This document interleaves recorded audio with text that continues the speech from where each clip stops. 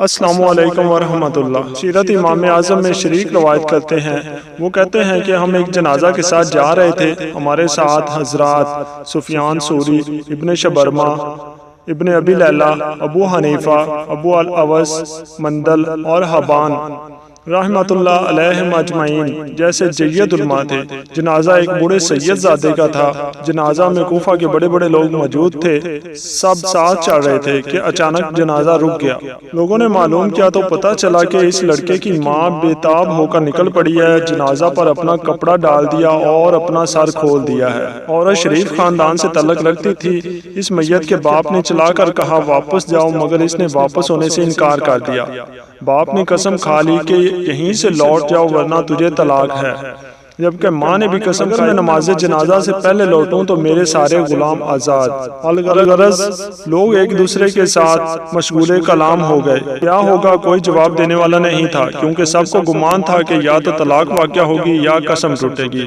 میت کے باپ نے ادھر ادھر دیکھا کہ شاید کوئی مدد کرے، لیکن کسی کو اس مسئلے سے چھٹکارے کا حل معلوم نہیں ہو رہا تھا۔ اسی اثناء میں میت کے باپ کی نظر امام ابو حنیفہ پر جا رکی۔ اس نے امام صاحب سے گزارش کی کہ آپ اس معاملہ میں کچھ کیجئے۔ امام صاحب آئے اور عورت سے معلوم کیا کہ قسم کس طرح کھائی۔ اس نے بتلایا۔ باپ سے پوچھا کہ تم نے کس طرح قسم کھائی، اس نے بھی بتلا دیا۔ امام صاحب نے فرمایا میت کو یہیں پر رکھ دو، چنانچہ رکھ دیا گیا۔ امام صاحب نے باپ کو حکم دیا کہ نماز جنازہ پڑھاؤ۔ جو لوگ آگے نکل گئے تھے واپس ہوئے اور فوت شدہ لڑکے کے باپ کے پیچھے صف اگلی نماز پڑھائی گئی۔ امام صاحب نے فرمایا کہ قبر کی طرف لے جاؤ اور اس کی ماں سے کہا کہ اب تم گھر چلی جاؤ، تمہاری قسم پوری ہو گئی، اور باپ سے کہا کہ تمہاری بھی قسم پوری ہو گئی۔ طلاق واقع نہیں ہوئی۔ اس پر لوگ امام اعظم رحمت اللہ علیہ کی ذہانت پر اش اش کر اٹھے۔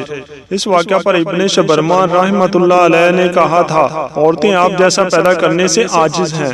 علماء دین فرماتے ہیں کہ امام ابو حنیفہ رحمت اللہ علیہ کو علمی نکات بیان کرنے میں نہ کوئی مشقت ہوتی تھی اور نہ ہی کوئی پریشانی۔ یہ سب ان پر اللہ کا بڑا فضل تھا۔ آپ نہایت ہی ذہین اور قوی حافظہ کے مالک تھے۔ آپ کا زہد و تقوی، فہم و فراست اور حکمت و دانائی بہت مشہور تھی۔ آپ نے اپنی عمر مبارک میں 7000 مرتبہ ختم قرآن کیا۔ 45 سال تک روزانہ ایک وضو سے 5 نمازیں پڑھتے رہے۔ رات کو 2 نفلوں میں پورا قرآن کریم ختم کرنے والے امام اعظم ابو حنیفہ رحمت اللہ علیہ دن کو علم پھیلاتے اور رات کو عبادت کرتے۔ ان کی حیات مبارکہ کے لاتعداد گوشے ہیں۔ ائمہ حدیث آپ کا ذکر کرتے ہوئے کہتے ہیں کہ ایک طرف آپ علم کے سمندر ہیں، دوسری طرف زہد و تقوی اور طہارت کے پہاڑ ہیں۔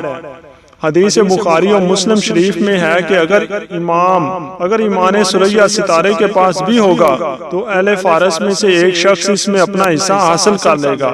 امام طبرانی نے بھی اس کا ذکر کرنے کے بعد تحریر فرمایا ہے کہ میں کہتا ہوں کہ حضور اکرم صلی اللہ علیہ وآلہ وسلم نے امام ابو حنیفہ رحمت اللہ علیہ، شیخ نعمان بن ثابت رحمت اللہ علیہ کے بارے میں ان حدیث میں بشارت دی ہے، اور یہ حدیث امام صاحب کی بشارت و فضلیت کے بارے میں ایسی ہی صریح ہے کہ ان پر مکمل اعتماد کیا جاتا ہے۔ شیخ ابن جہر الملکی شافعی رحمت اللہ علیہ نے اپنی مشہور و معروف کتاب الخیرات الاحسان فی مناقب امام ابو حنیفہ میں تحریر کیا ہے کہ شیخ جلال الدین سیوطی رحمت اللہ علیہ کے بعض تلازمہ نے فرمایا، اور جس پر ہمارے مشائخ نے بھی اعتماد کیا ہے، کہ ان حدیث کی مراد بلا شبہ امام ابو حنیفہ رحمۃ اللہ ہے، اس لیے کہ اہل فارس میں ان کے معاصرین میں سے کوئی بھی علم کے اس درجہ کو نہیں پہنچا جس پر امام صاحب رحمۃ اللہ علیہ فائز تھے۔